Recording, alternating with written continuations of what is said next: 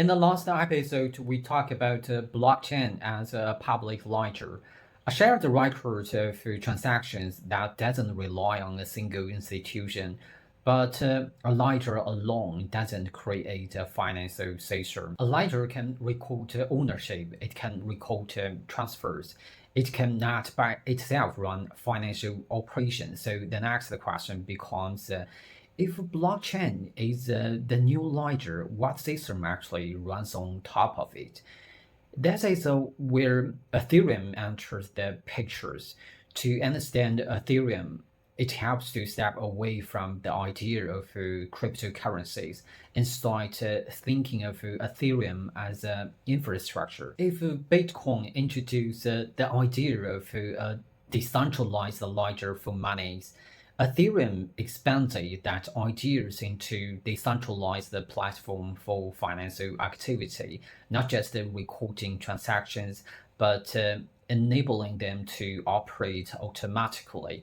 In that sense, Ethereum function less like a currency and more like an operating system. Every financial system needs a base layer. Banks have core banking systems, stock markets have trading infrastructures, payment networks have clearing systems. These systems runs in the background. Most people never see them, but without them, nothing moves.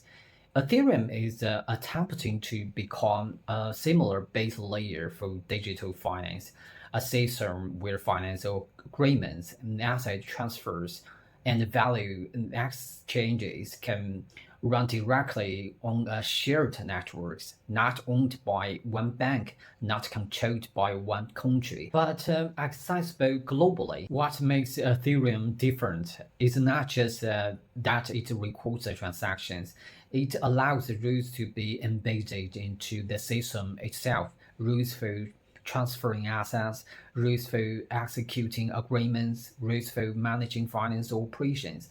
Once those rules are written into the network, they can execute automatically, now, without manual processing, without traditional intermediaries at every step. This doesn't eliminate institutions, but it changes how financial coordination can happen from institution driven execution to system driven execution. Think about how software changed media.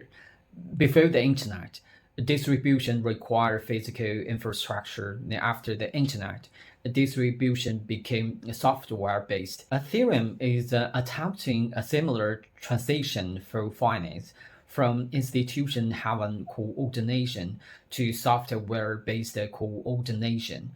That's why many developers, institutions, and even governments are watching closely. Because if financial infrastructure can operate as a programmable system, the structure of finance itself begins to shift.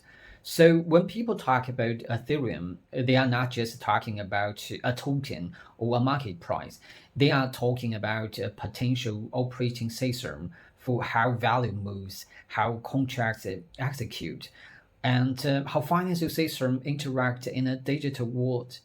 In the next episode, we go one layer deeper. If Ethereum is the operating system, what exactly runs on it? What does it mean for an agreement to execute automatically without human intervention? Next episode, smart contracts when finance becomes programmable.